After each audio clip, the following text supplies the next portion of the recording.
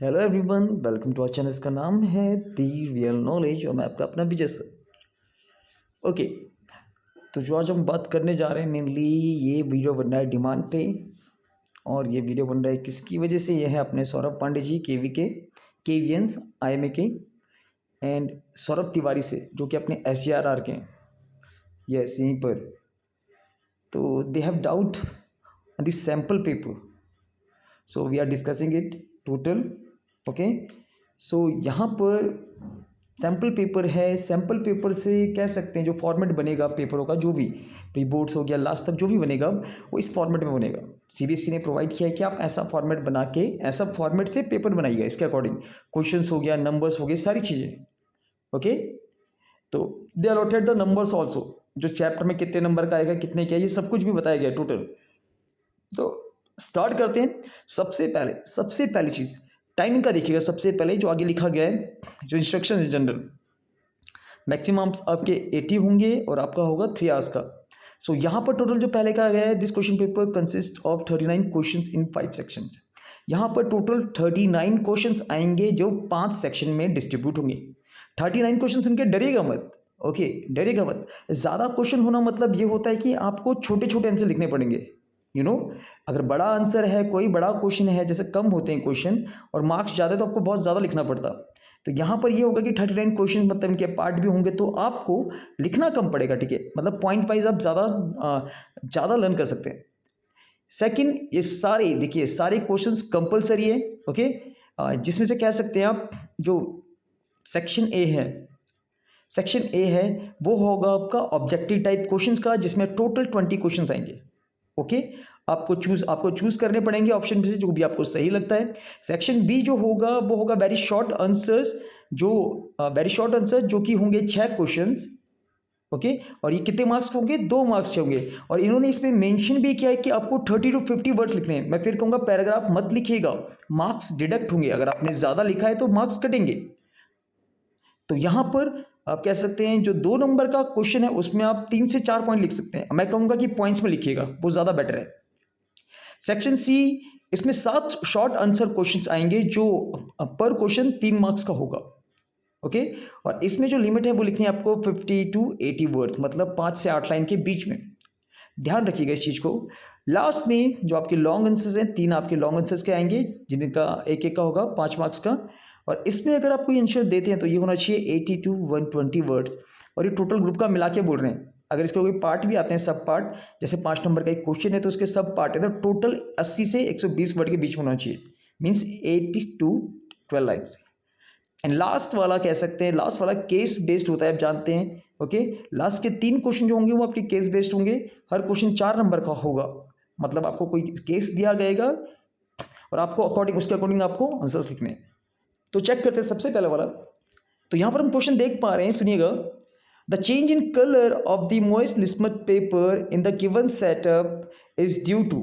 भाई यहां पर बताना है, जो आप लिटमस पेपर देख रहे हैं इसका कलर किस में चेंज होगा? ठीक है, the change of colour most, ठीक है, जो चेंज हुआ है, ठीक है, चेंज तो हो गया भाई। ये इन्होंने ये नहीं बताया कि किस में हो गया। ओके, अब इन्होंने क्या किया, इन्होंने कंपाउंड्स दिए हमें। टेस्ट ट्यूब में था जो आप देख सकते हैं, यहाँ पर है सोडियम क्लोराइड, और इसमें मिलाया गया है क्या? इसमें मिलाया गया है concentrated H2SO4। Oh my God. Okay, अगर आप H2SO4 और NaCl को मिलाएंगे तो आप जानते हैं कौन सी रिएक्शन बनेगी? ये होगी डबल डिस्प्लेसमेंट वाली रिएक्शन। और मैं फिर कहूंगा, देखिएगा, तो इसमें ऑप्शन दिया है presence of acid, presence of base, presence of H positive ion in the solution, presence of litmus which act as a indicator। तो यहां पर मैं कहना चाहूंगा प्रेजेंस ऑफ एसिड। अब देखिएगा यहां पर क्या होगा, जैसे ही H2 जाएगा NaCl के साथ, तो यहाँ पर सारे आइंस डिस्ट्रीब्यूट होने लग जाएंगे। H पॉजिटिव अलग हो जाएगा, Na प्लस अलग हो जाएगा, Cl माइनस अलग हो जाएगा, SO4 अलग हो जाएगा। बट जब H पॉजिटिव अलग होगा तो इसका मतलब हम जानते हैं H पॉजिटिव कब अलग होता है। यस, H पॉजिटिव तब बनता है जब किसी भी सॉल्यूशन में होता है एसिड। याद रखिएगा एसिड, दैट मींस जो ये आपका लिटमस पेपर है, याद रखिएगा ये कैसे कैसे पे फॉर्म होगा, ये ब्लू से रेड में कन्वर्ट होगा, और ये हमें क्या बताता है जनरली? ठीक है, ये जब सबसे बेसिक बात बताता है वो है presence of H positive ion in the solution. Okay. Presence of acid एक था पॉइंट, पर जो बेटर पॉइंट है इसका, सबसे बेस्ट पॉइंट है वो है presence of H positive ion in the solution. Okay, अब चेक करते हैं नेक्स्ट क्वेश्चन को। ओके, सेकंड क्वेश्चन चेक कर लेते हैं अब। In the redox reaction MnO2 plus 4HCl gives MnCl2 2H2 and chlorine। Okay, yes, manganese oxide को react करा रहे हैं किससे, HCl से। यार ये क्या फॉर्म कर रहा है, ये कर रहा है मैंगनीज क्लोराइड एंड वाटर और क्लोरीन गैस निकाल रहे हैं यहाँ पर। अब यहाँ पर ऑप्शन दिया है आपको, क्या हो रहा है रिएक्शन में, कह सकते हैं MnO2 is reduced to MnCl2 and HCl is oxidized to H2O। Okay, पहले पॉइंट देख लेते हैं सबके सब, ठीक है। MnO2 is reduced to manganese chloride and HCl is oxidized to Cl2। Okay, पहले क्वेश्चन पढ़ेगा, MnO2 is oxidized to MnCl2 and HCl is reduced to Cl2। MnO2 is oxidized to MnCl2 and HCl is reduced to H2O। ये fourth point है। भाई देखिए, किसी भी question को पढ़ने से पहले अगर आप एक बार रीड करते, अगर आपको समझ नहीं आता है थोड़ा दोबारा कीजिएगा। मैं फिर कह रहा हूँ, जितनी आप इससे कहते पढ़ते हैं क्वेश्चन को, उतनी आपकी अंडरस्टैंडिंग बढ़ती रहती है इस क्वेश्चन के लिए, यार उतना ज़्यादा समझ आएगा आपको। ये सबसे बड़ी चीज़ है, करके देखिएगा। इसे नहीं क्वेश्चन समझ आएगा तो उसे 3 बार पढ़िएगा, अपने आप समझ आने लग जाता है। सो यहाँ पर बताना है कि एक्चुअली में हो क्या रिएक्शन में। अगर हम रिएक्शन को चेक करें तो जो मैंगनीज ऑक्साइड है, ठीक है, मैंगनीज ऑक्साइड है MnO2, ये आगे चल के बन गया है MnCl2। मतलब इसमें क्या हुआ है, इसका ऑक्सीजन रिमूव हुआ है। Mn के बदले जो ऑक्सीजन था उसके बदले जुड़ चुका है Cl। आप देख सकते हैं मैंगनीज क्लोराइड बन चुका है। तो भाई इसका हुआ है ऑक्सीडेशन, याद रखिएगा, मैंगनीज ऑक्साइड का हुआ है ऑक्सीडेशन।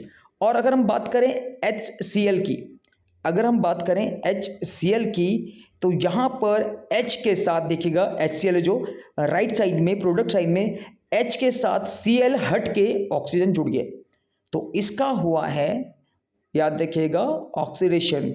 यस, मैंगनीज ऑक्साइड का हुआ था रिडक्शन और HCl का हुआ है oxidation.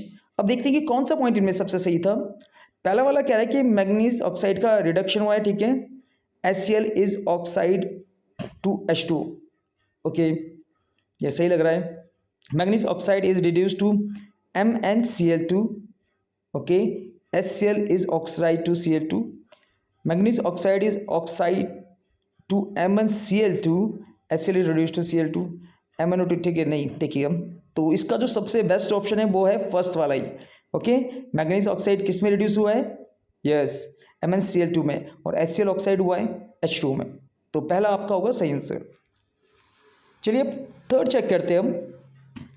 Which of the following is the correct observation of the reaction shown in the above set. तो यहाँ पर एक्चुअली हो क्या रहा है, ठीक है, यहाँ पर बर्नर है, यहाँ पर मैग्नीशियम रिबन को बर्न किया जा रहा है, यस, और जो इसका कह सकते हैं जो इसके ऐश होगा वो कन्वर्ट होती है मैग्नीज, यस, मैग्नीशियम ऑक्साइड में। तो भैया सबसे चैप्टर का पहला ही पेज यही होता है हमेशा। सो ऑप्शन देखते हैं, brown powder of magnesium oxide is form, ठीक है, colourless gas which turn lime water milky is evolved, magnesium ribbon burns with brilliant white light, reddish brown gas with a smell of burning sulfur has evolved। अब यहाँ पर magnesium ribbon है, ठीक है, और oxygen की प्रेजेंस में burning हो रहा है, तो ब्राउन पाउडर तो बिल्कुल नहीं बनेगा, व्हाइट पाउडर बन रहा है अपना।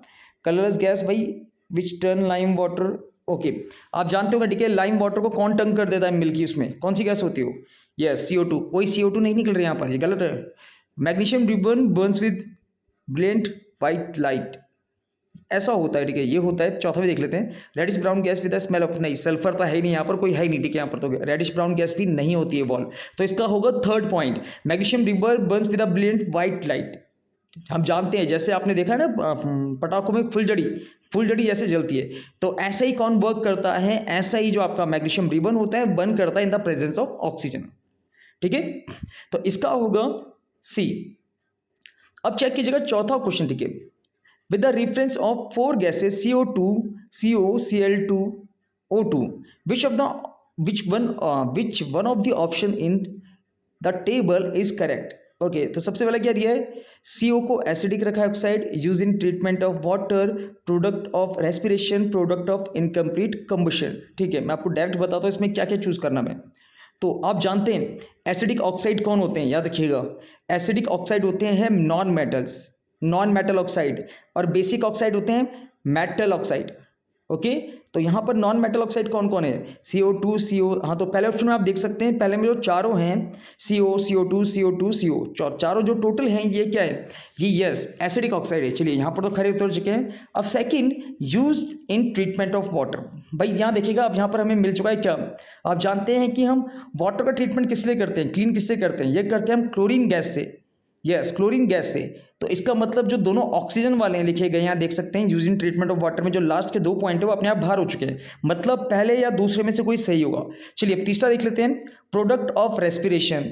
आप जानते हैं जब रेस्पिरेशन रिएक्शन होती है तो ग्लूकोज प्लस ऑक्सीजन होता है, और इसके बाद हमें क्या मिलता है, CO2 प्लस H2O और एनर्जी। तो यहाँ पर पहले वाले का तो O2 है, दूसरे का है CO2।